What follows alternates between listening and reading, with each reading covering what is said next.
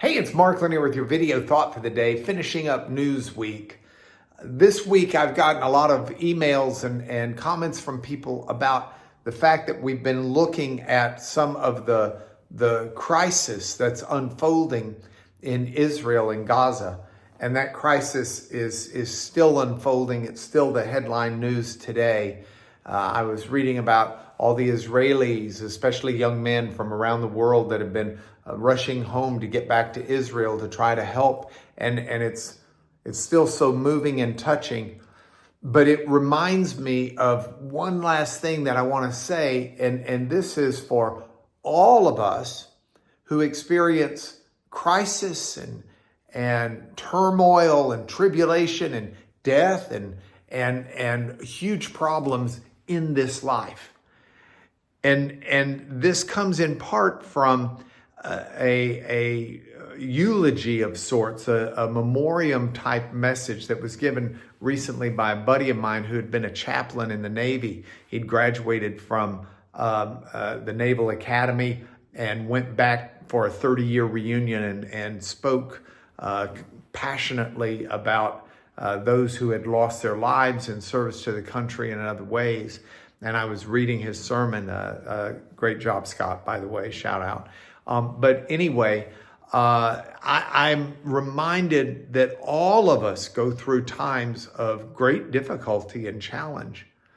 And in those times, a great passage of scripture that occurs to me is found in the Old Testament Lamentations. It's in chapter 3. Now, Lamentations is something that is a big lament. It's written at a time when Israel had been invaded by Babylon, and the people had been carted off as hostages or into captivity. And in the process of this, Jerusalem had been destroyed. The walls had been pulled down. The temple had been destroyed. And to these people in these desperate, horrible circumstances, where the news, if they had had internet news back then, the news would have been very much like it is today, maybe even worse to some degree. You've got this passage in Lamentations 3, and it says, "The steadfast love of the Lord never ceases. His mercies never come to an end. They are new every morning. Great is thy faithfulness. The Lord is my portion, says my soul. Therefore, I will hope in him."